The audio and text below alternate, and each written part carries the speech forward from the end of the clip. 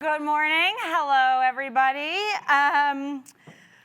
So, as Ha mentioned, I actually consider myself a product person. I was 15-ish years, which is weird because I'm only 29, in product.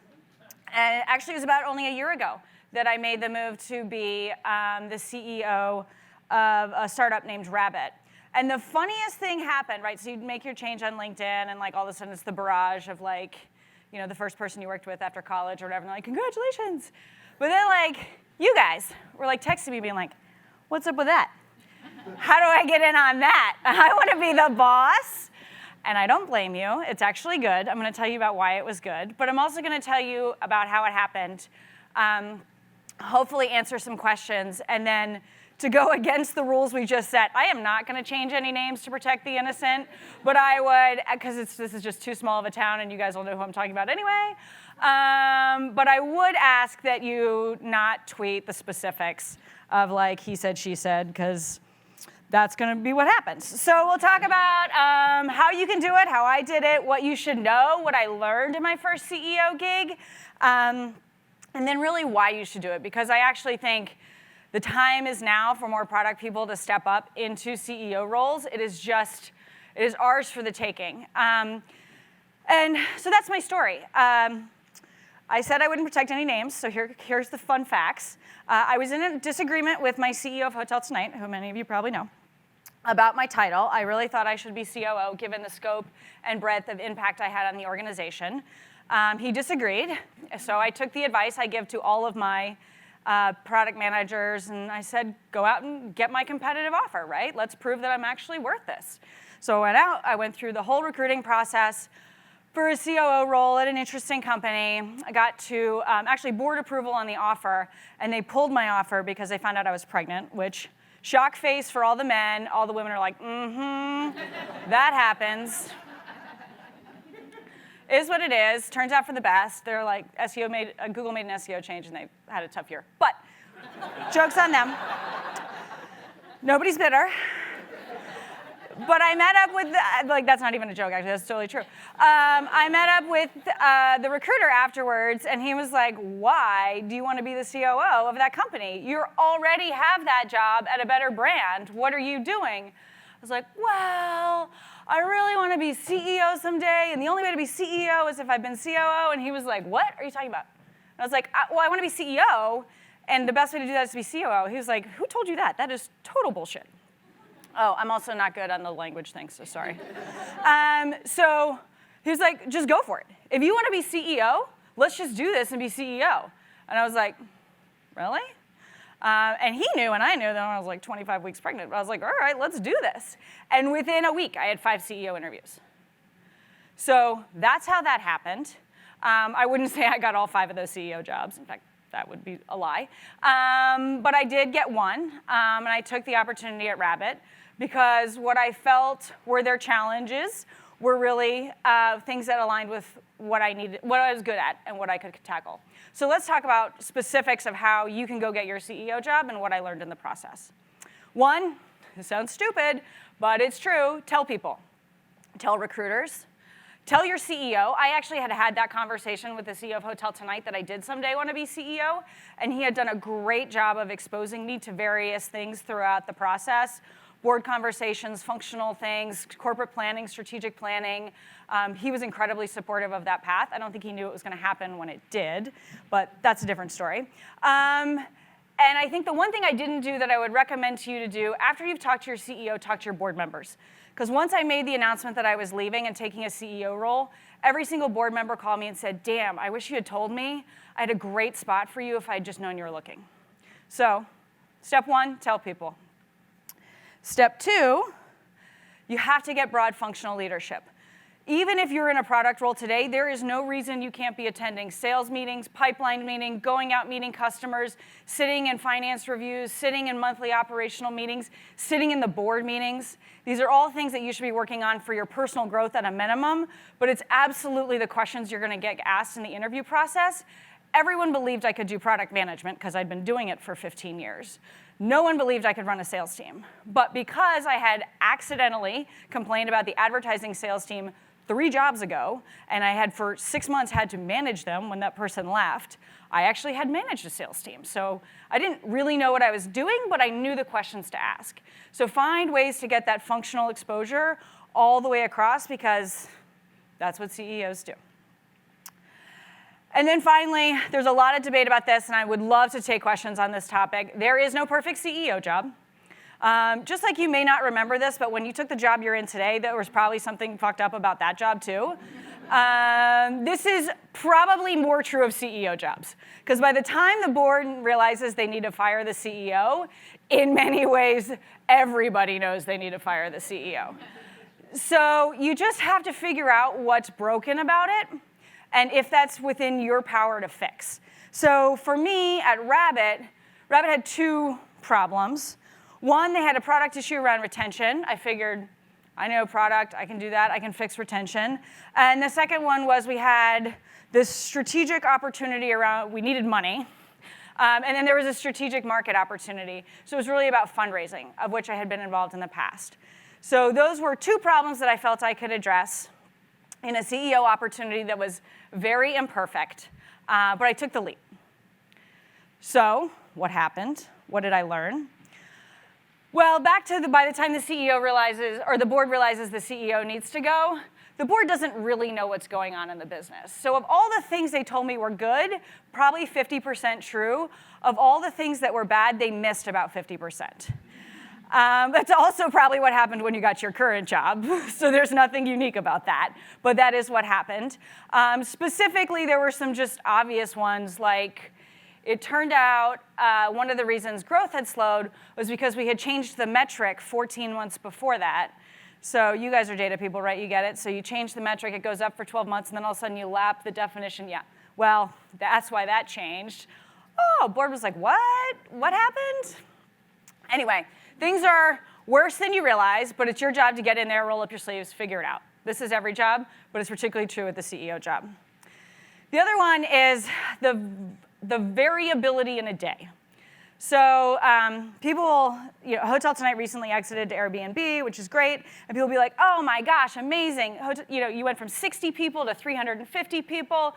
That's so great. I mean, the ride between 60 and 350 was nothing short of great adventure, right? The job as a CEO, the day between 9 a.m. and 9 p.m. is nothing short of great adventure. I mean, I literally had one day where morning metrics came out, numbers were great. I then heard from the CTO that we were going to have to push this massive release, which was already late, 2 weeks. I then had a great potential investor call, which was fantastic, only to sit down with the CFO and tell me that some of the prior numbers were wrong. That was like Tuesday. This is just the job. You got to find your inner zen, but I just want to be really transparent about what it's like to ride in the seat. And it's a grind. So as I've talked to people, as you guys have called me and been like, how do I get in on this? Do I want to do this? What is this like? I say, well, why don't you want to start something? People are like, oh, starting something, that's hard.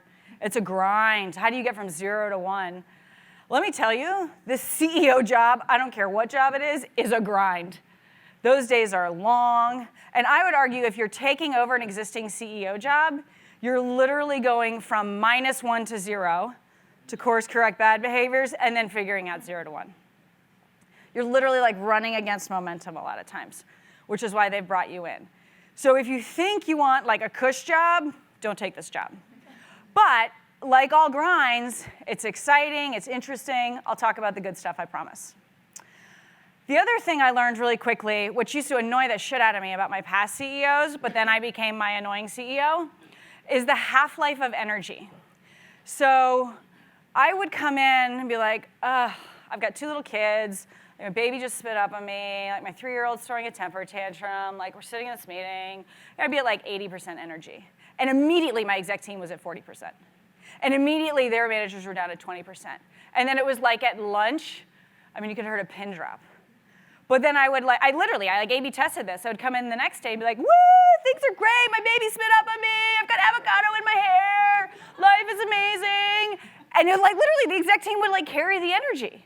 So unless you want to be king or queen cheerleader, I think they call them yell leaders, actually.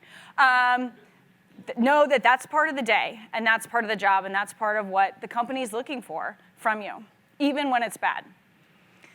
And then probably my most important point, as I've talked to people who want to be CEO, I say, like, what excites you about it? What do you really love about it? And they're like, I love building teams. I love coaching people up.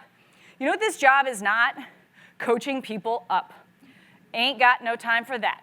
And I'm sorry to tell you, but that is true. I wish it were different, but we're going -1 to 0, 0 to 1. We just have to jam. You've got to build a business.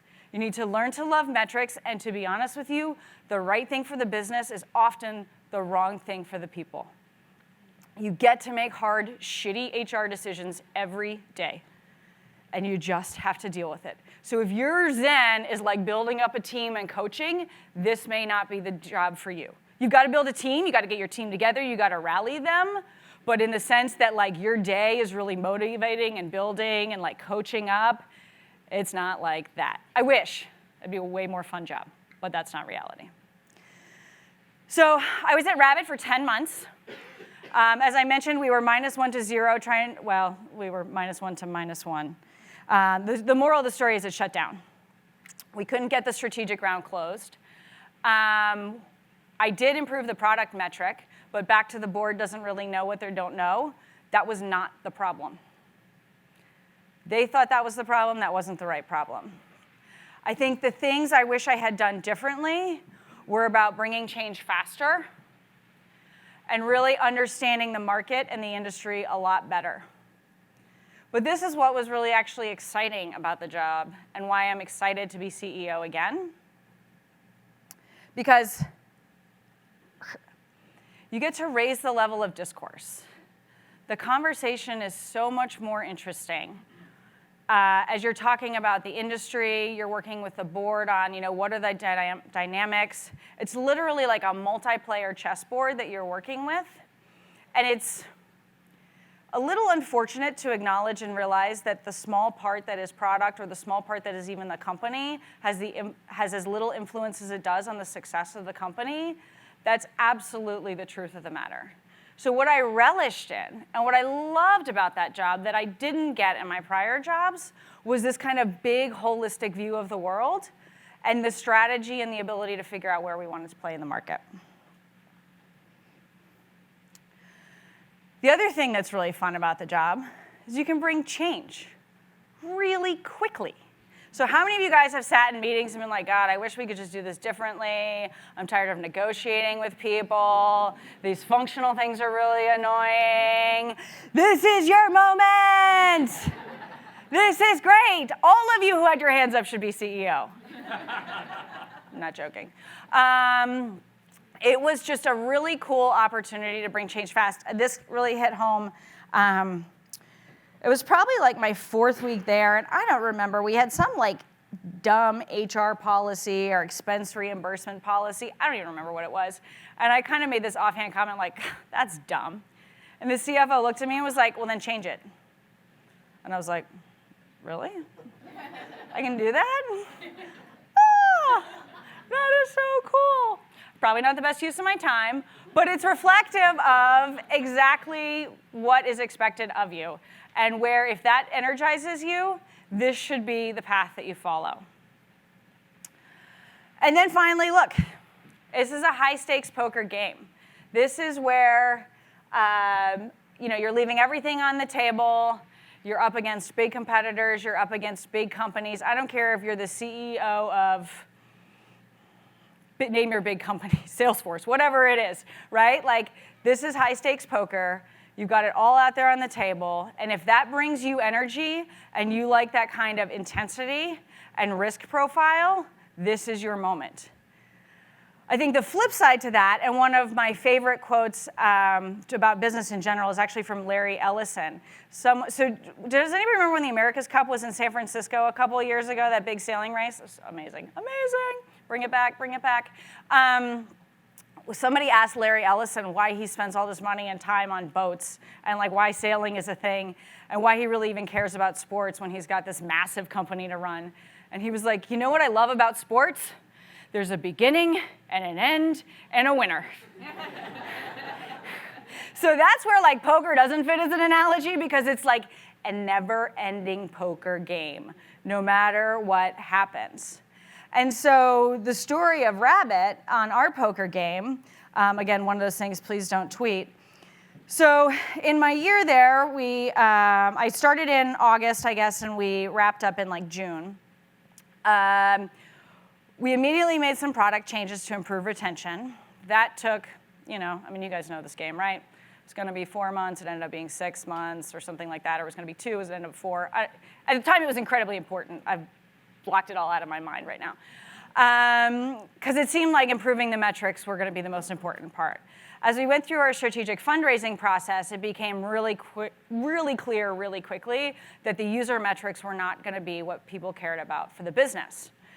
We needed to do a strategic round, and this is something I would encourage all of you to really understand before you take your next CEO job, which you will.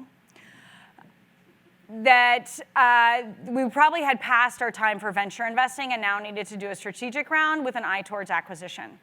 And as we started having these conversations with strategic companies, and this is like code language for like big corporations, as you start talking to big corporations and you say things like, we have no revenue, we burn $1 million a month,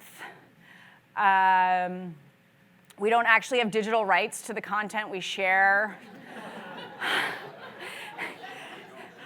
I'll never forget the meeting I was in with this like CEO of a publicly traded broadcasting company who shall remain nameless, but it was outstanding. He was like this 60-year-old overweight white man.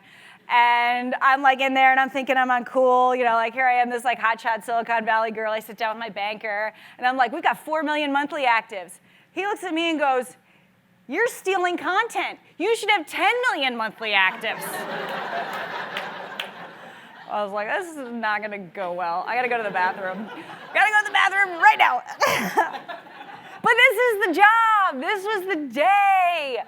But this is the high-stakes poker and the energy of it. And so in the end, the way the story actually wound down, and I blogged about like the PC version of this, but I'll give you guys the truth.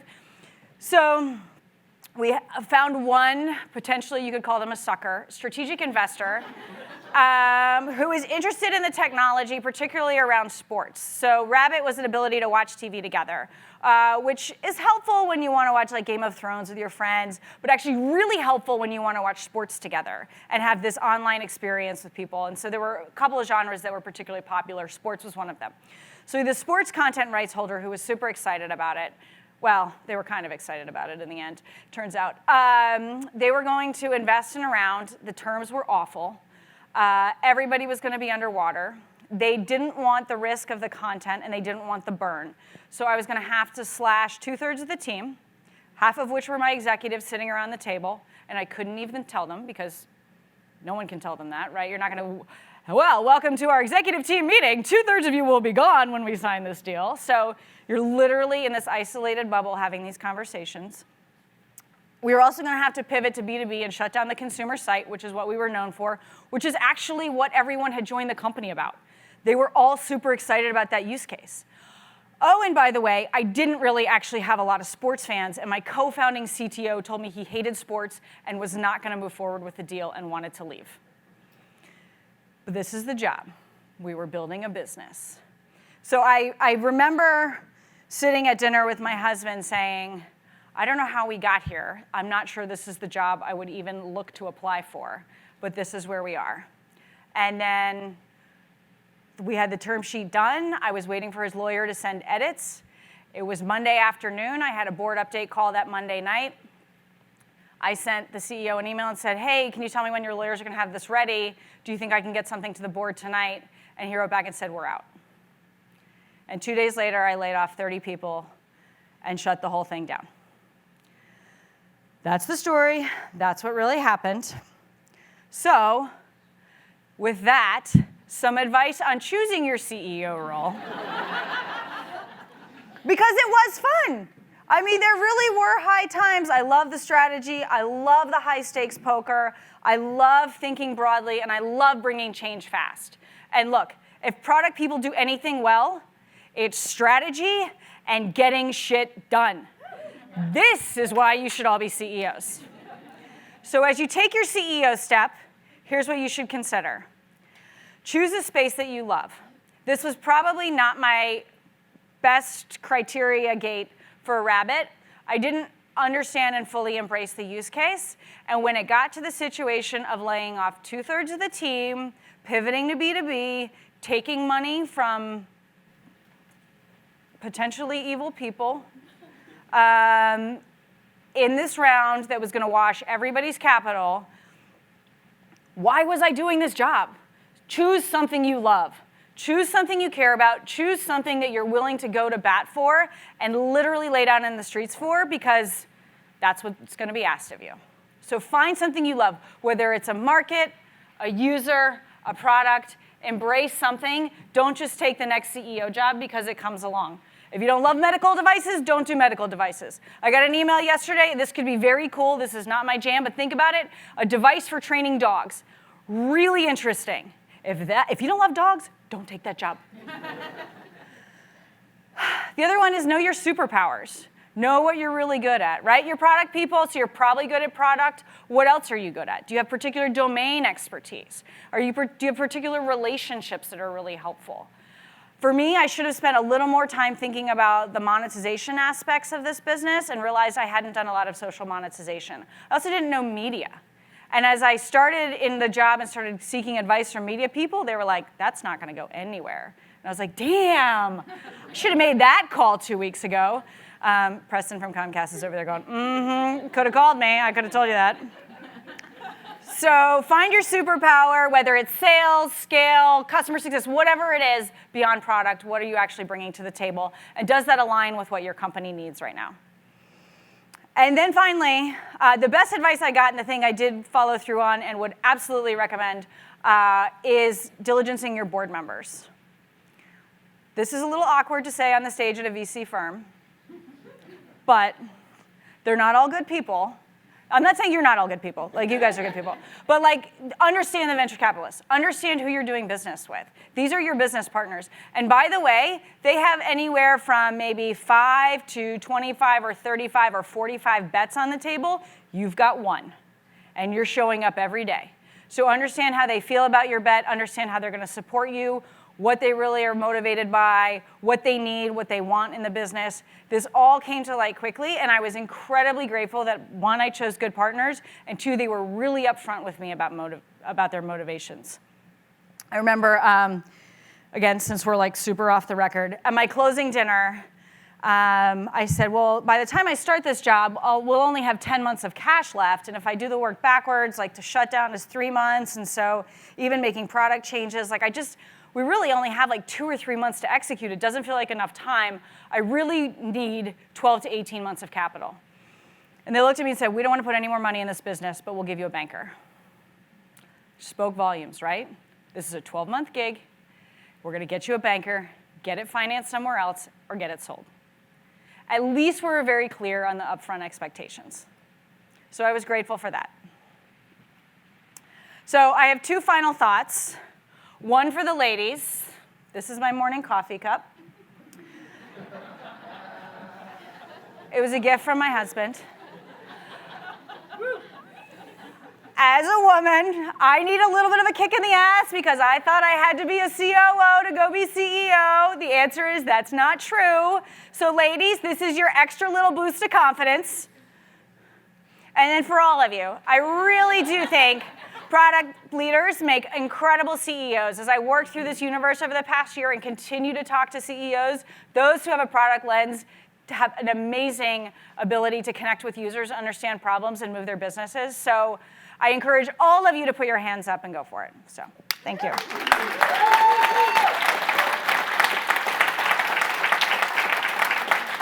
right. I think we have like 4 or 5 minutes left for questions. Quick shout out. I just finished an 18-month gig as CEO for a similar story, and like 80% of that story, hell yeah, I completely agree. So she's telling the truth. Where was I wrong? No, but just there's so many layers around the dynamics of the board, what the individual motivations are, the true state of the business, value of partnerships, having frank, candid conversations, like, amen. So, yeah. and we can talk later. Thank you. Yeah, but totally worth it, right? Totally worth it. You just finished it, and you're going to go do it again, and right? I'll do it again in a heartbeat because for all it's the highest highs and the lowest lows. Yeah. And that's what it's all about. Yeah. So, yeah. Totally. Hi. Good morning. Good morning. Good to see you again. Thanks for sharing. That was awesome. And thanks for sharing your learnings. You said you want to be CEO again. How do you think is the pros and cons of like starting something yourself and being a CEO versus taking over another company that needs a CEO? Yeah, so the question is starting something versus being CEO again. You know, I'll tell you, it is not something I am super clear on. That may be clear by my mumbling through this answer. I really would love to start something, but I'm also I really love having a team, and I kind of love having some definition around that. I think what I'm playing with right now, and I'd love to hear your story and like how you're thinking about it. Oh, you're starting it? Okay, he's starting something. I think it's about playing with what broken looks like and where it is. I think, to be honest with you, last time, I wanted to be CEO of a big company. I wanted a big team. I wanted a lot of I wanted money raised. I wanted valuation. This time, I'm much more interested in like a good little nugget business that I can grow. And so I wouldn't be surprised if I end up really, I mean, it's like being the CEO of like 5 people and figuring out what we're going to do and how we're going to take that, taking something out of either stealth or, you know, an early founder who wants out or whatever that situation is. But I'm not going to say I'm not going to start anything because, you know, who knows who's here? Hi, I need money. Just saying. This is my chance. All right, we'll go in the back. I have paperwork. Yeah. It's a tough question. I mean, I think the challenge with starting something is finding a co-founder and then finding something I'm so passionate about. And then the practical realities of like 2 or 3 years with like little to no income.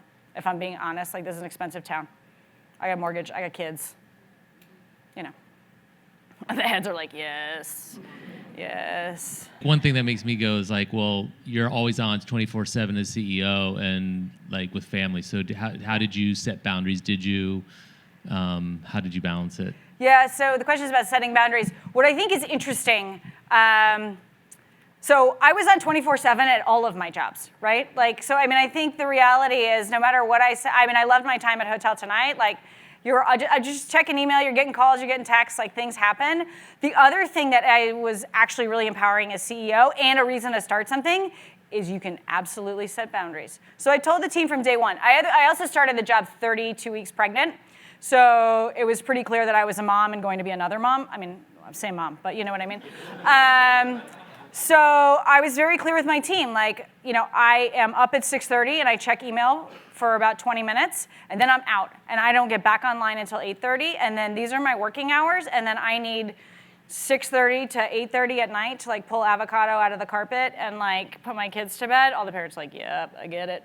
And then I'm back online at night. And so I think when you're CEO, you can set those boundaries much more clearly than super frankly, like again, off the record, don't tweet this, working for a man who doesn't have kids or has a wife who takes care of all the kids. Like it's even worse to tell that person. The other thing I did, unbeknownst to myself, smartly, was choosing a board member, a lead board member who had a wife who's a partner at McKinsey. Because let me tell you who understood boundaries and like, can't do it right now, call you in an hour. He was like, totally get it, not a problem. So, pro tip, I got lucky. That was smart though. You mentioned the importance of having a high risk tolerance. If you were kind of starting your own thing and picking a CTO, like a co-founder or CTO with a lower risk tolerance, would that be problematic or is that a good balance? Are you calling me? No. I think it depends. I mean, it depends on where your risk tolerance is. These are slightly wild businesses. And I think if you're co-founding something, there are just as many conversations as you need to have with that founding partner as you do with like your spouse. Because practical realities, you're gonna spend 12 hours with that person and I see my spouse like 3 or 4 hours a day, right? And so like what are What are our values? And as I talk to as I interview with boards, like I ask these questions, like what are your values? Like what is important to you? How do you make hard decisions? What is your risk tolerance? What is your expectation for this business, both top line and bottom line? Like where are we going here? So I don't know that it's more or less. I just think you have to align, and sometimes that balance is good. So I think I'm getting the hook. But you guys are awesome. Thank you for having me.